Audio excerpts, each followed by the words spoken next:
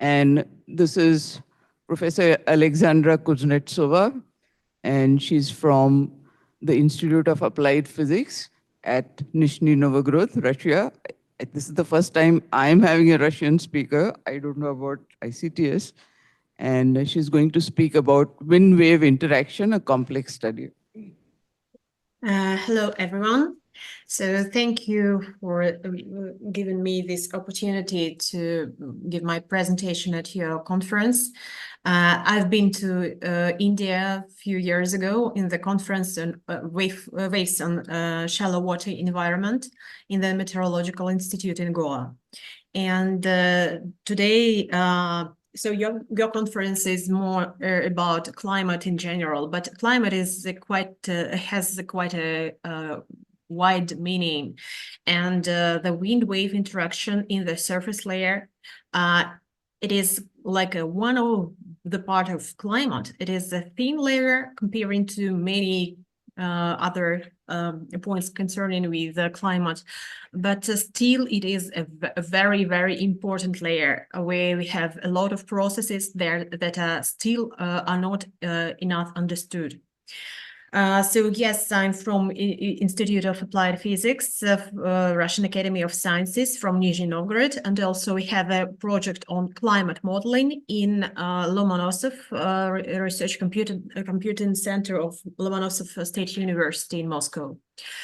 The outline of my presentation is on the slide, and you can see I tried to divide my work in two maybe opposite directions. The first one is the processes that we can fix, that we can model, we can analyze in light and moderate winds, for example, in inland waters or in the coastal zone.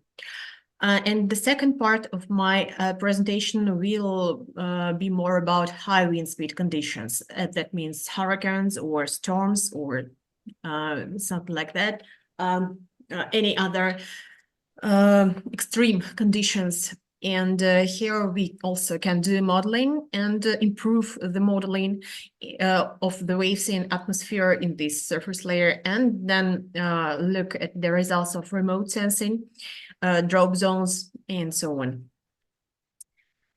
Okay, so still we have a problem of wind waves modeling in short fetches. Even at light and moderate wind speeds, we have a lot of root mean square error for significant wave height. You can see the picture on the slide. It is the distribution of the error all over the world, and the highest values of the errors are in the inland waters, coastal zone. You can see in the Mediterranean or Black Sea, the results are the highest. And the wind waves model that are using for this that are WaveWatch 3 Ramos-1 perform really well for the conditions where we have moderate winds, for example, and fetches are quite big. You can see the definition of the dimensionless fetch on the screen.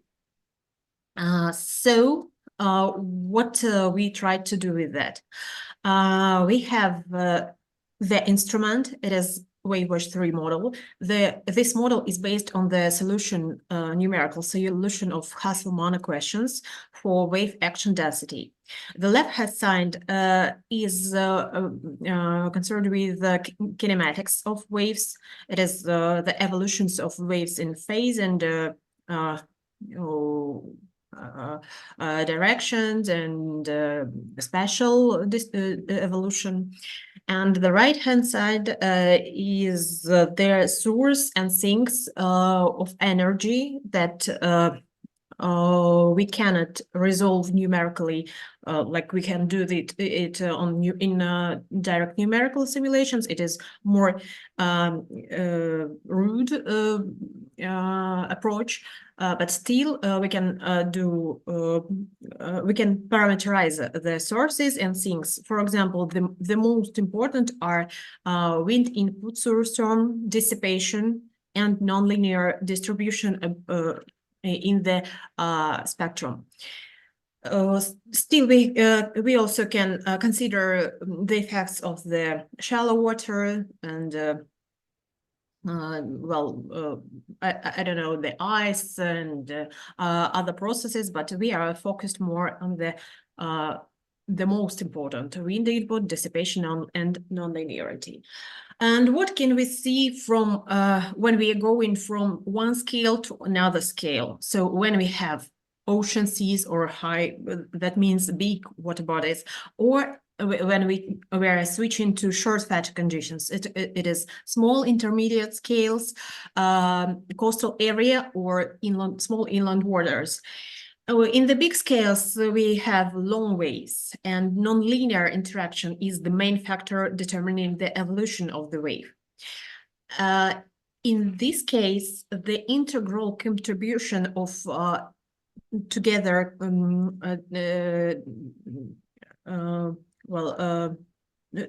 we can see the integral contribution of the wind input and dissipation.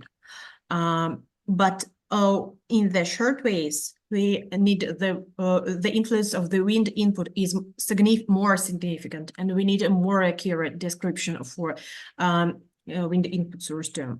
You can see a small picture of the influence of wind input, nonlinear interactions, and dissipation in case of the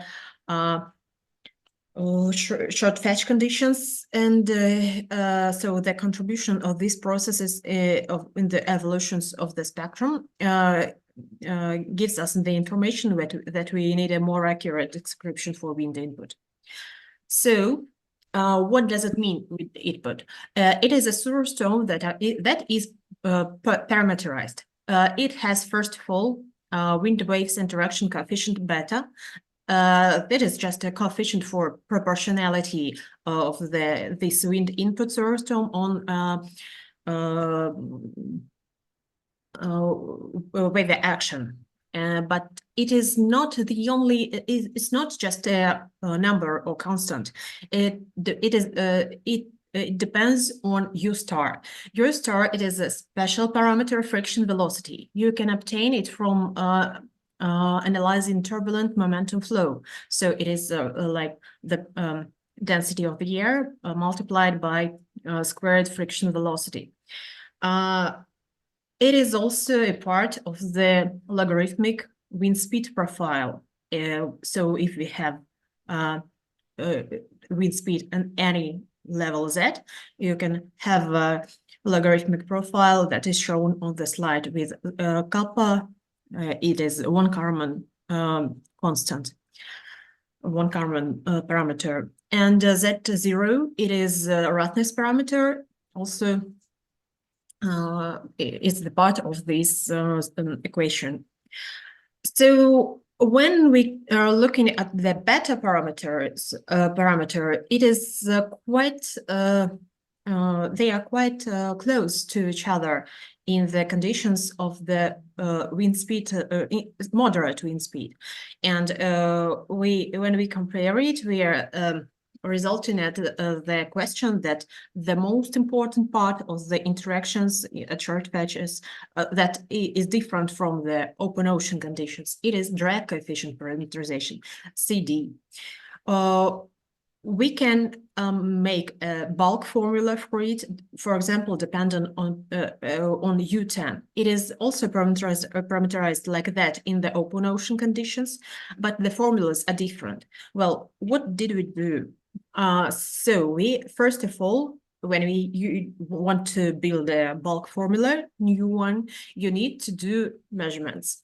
And we did a lot of measurements. So we have quite close to our city big reservoir, quite big. So it is 100 long and about 10 to 15 kilometers wide. It depends on the point when you are looking at. And in the southern part, we have a lake part of the reservoir. And in this area, we made the measurements for in 2012 up to 2017 years. Together, it was 78 days of field measurements. Some information is shown on the slide. So the depth varies, but still it is mostly deep water conditions. And they measured winds were up to 10. Sometimes it was a little bit higher, but still mostly up to 10 meters per second. So it's light and moderate wind conditions. And here is the author's variation of through the buoy. It was a through the buoy that was located in the point of measurements quite close to the ship, small one, from which we made the measurements, and we we did simultaneous measurements of wind and waves parameters. So wind were measured at some levels with the wind sonics. They were located on 5 levels, and simultaneously we measured waves with 3-channel stream wave gauge. From these measurements, we obtained a wind velocity profile in the constant flux layer without any effects of heat or something like that. Well, the wave parameters. And from these two source of data, we obtain the result, the red line. It is the result of the statistically analyzed data of the drag coefficient on U10. That means the U10 divided by U star squared, or both squared. And here you can see the result, the drag coefficient parameterization that we obtained, the red line. And you can see that it is a line lower than the other parameterization usually used in the for open ocean conditions. For example, here we show some parameterization that using in Waveforce 3 model, that is 1.3 by Wu. It is just a bulk parameterization also, and Tolman and Chalikov, and 1.4 parameterization that are obtained numerically from the numerical code. So it's numerical approach.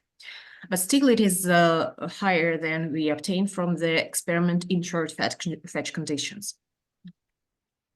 What we obtain using our parameterization. So when we have just Waveforce 3 model for open ocean conditions and use it as a default, with default switches, we obtain the results on, for example, significant wave height on the left picture, the blue line. It is the black points are for experiment results that we obtained from the measurements. So we can see that the results are overestimating the significant wave height. And when we do the same simulations, but with a new proposed drag coefficient parameterization that we obtained from the experiment, the results have better coincidence. And the same is for the spectrum that we obtained from the model. But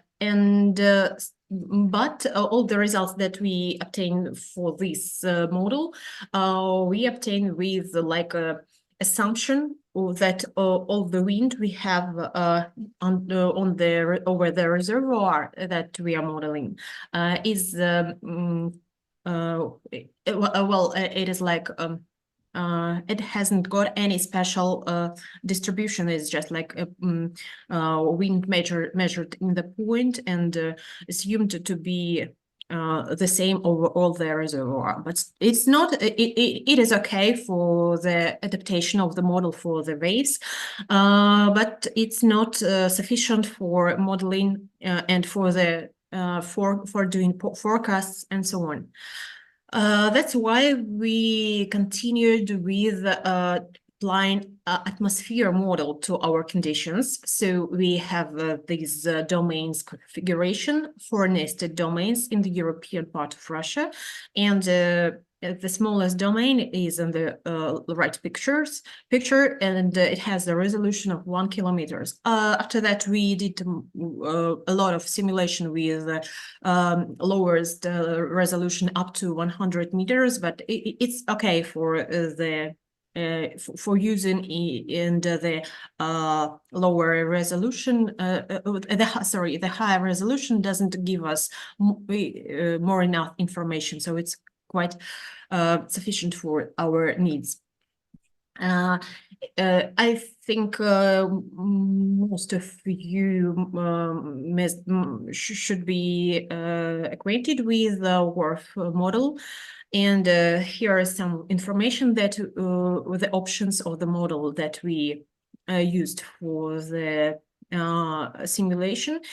We wanted to use the wind from the WRF simulation, and we paid more attention on simulating planetary boundary layer and surface layer. That's why you can see underlined options that we focused on, and the LES option was also studied. That means large eddy simulation, so it's quite something between direct numerical simulation approach and this Reynolds averaged approach. Here you can see the result that we obtained with this large eddy simulation method. On the left picture, you can see the result of WRF, a large eddy simulation method, and the right picture is the reanalysis that we have in these conditions. Usually for open oceans, it is enough to use just reanalysis. For the inland waters and probably for a coastal area, it is not enough. So the same picture for daytime on the it little bit more messed, but still we can see an increase in wind speed over the water surface comparing to reanalysis where we cannot see that.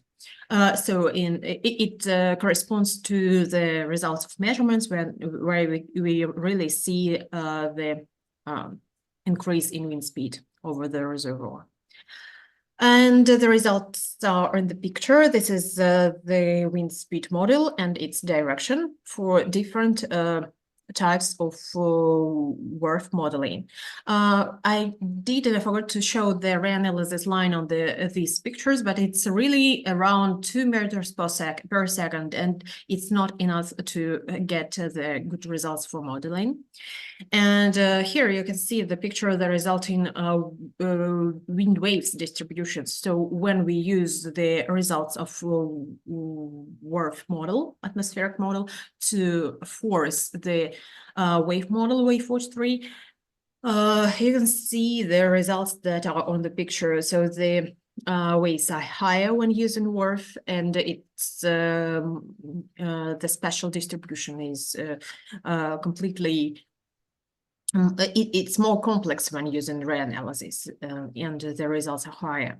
And in the point when we compare it with the results of the measurements, it is much better when using just reanalysis data.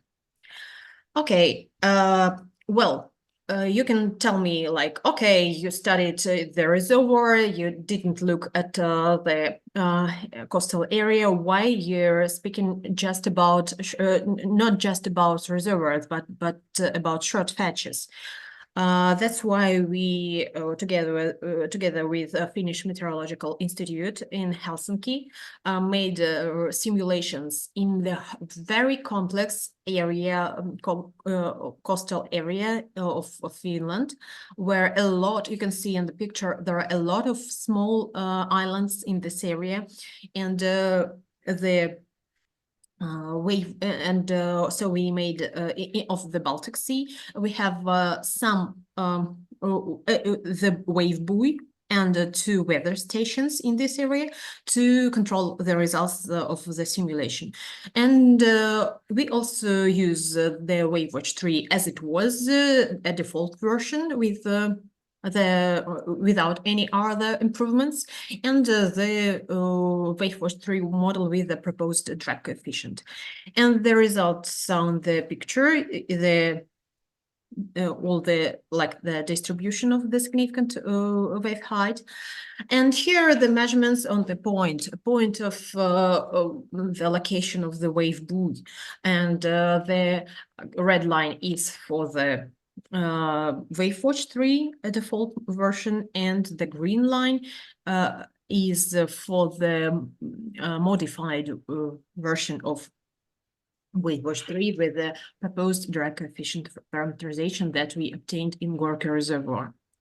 Okay, in this point, I make a pause with the investigation that we do in the light and moderate wind speeds, and I'm going to high wind speed conditions. Well, what does it mean? It's a lot of processes that influence a lot of the lives of the people, and it's also usually very important for the coastal areas, but it sometimes it may go from far away. For example, hurricanes. So you can see the track of the hurricane all over the ocean in some of the points. Well, what does it mean? Hurricane development measure over the ocean, and they give us strong winds, intense rainfall, and ocean flooding. But we cannot exclude this event from our lives, but we can do high quality weather and state forecasts, and make it possible to secure the population and minimize losses. Well, what we can do is performing numerical simulations, validating it, and improving physical parameterization in forecast models. We looked at the Hurricane Irma. It took place in 2017 from the 3rd or 30th of August up to 12th of September. And it was up to the category 5, very intense hurricane. And we made just first of all the default WaveWatch 3 modeling with different parameterizations, ST4 in the left pictures, this column, and ST6 for the right column, and both of them reproduce the rotation and motion of the hurricane, and you can see the typical phases of the hurricane development and the increase of the intensification. The results of the applying of 2 different models that are widely used all over the world are different in the values of significant wave height on approximately 25%. It is a high percentage for such a forecast, and it is the question what is better to use and to look at. We compared the results with the data of 3 buoys located in the area of the near the track of the hurricane, and you can see that the parameterizations perform different, and both of them show the results close to the measurements of the buoys, but still they are different, and sometimes the results are they show the results of with high values in some points, and that are not shown on the buoys lines. Also, we switched to, we wanted to use our knowledge on modeling Hurricane Irma with WRF, and here is the table of the parameterization that we used. And Do you see the video? Hope so. So here you can see the results of that we have when we using different WRF packages when simulating here Hurricane Irma. And the red line is the like real track of the Hurricane Irma that we obtained from the NOAA data. And the last picture, it is the best parameterization that in questions of the track and of the intense of the hurricanes that we obtain, and then we used these parameterization package to analyze the results. What did we analyze? We can have wind profiles from the results of war simulations, and at the same time we can have the wind profiles from some of GPS zones that it is their open results and data available in Hurricane Research Division in NOAA site. You can see on the slide they are drop from aircrafts, and from the drop zones we can obtain the wind profiles. When we made a big statistical, my colleague did a lot of big statistical retrieving of the results, and then this type of analyzing it, and consequently, we obtained the parameters U star, U10, and drag coefficient from this data. We compared the obtained profiles from drop zones. It is orange orange profile, and blue profile, it is from the simulation from WRF.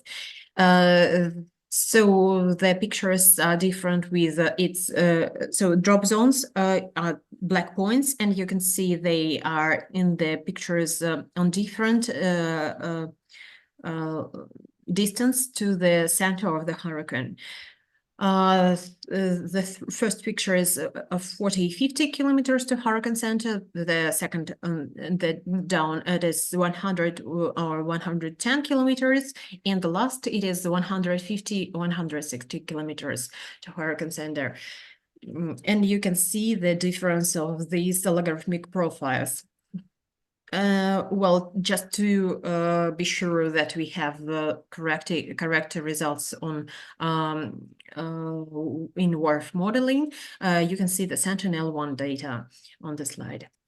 Well, I'm going to come to the conclusions, and well, let's start with the results for light and moderate wind speeds. First of all, WaveWatch 3 model is adapted to use at small fetches. Short fetches, and the default packages of the wind input terms and the author's adaptation of WaveWatch 3 model tested an Gorky reservoir, and then we showed the results on the Baltic Sea.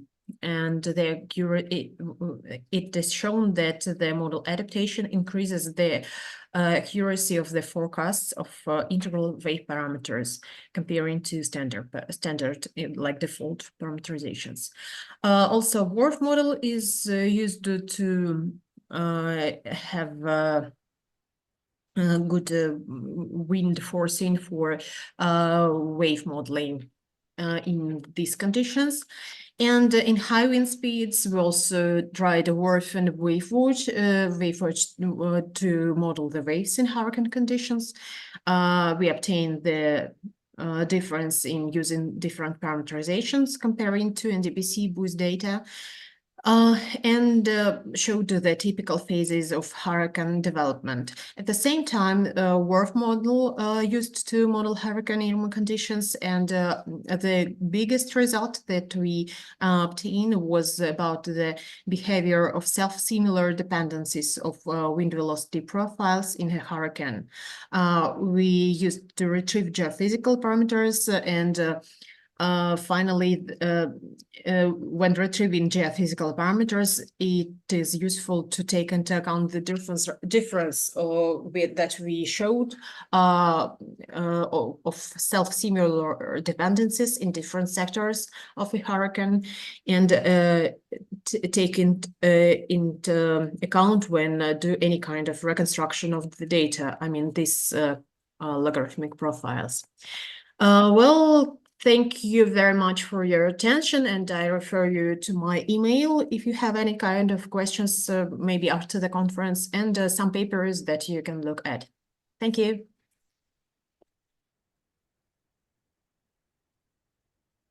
Thank you, Alexandra. We have time for 2 questions. Anybody?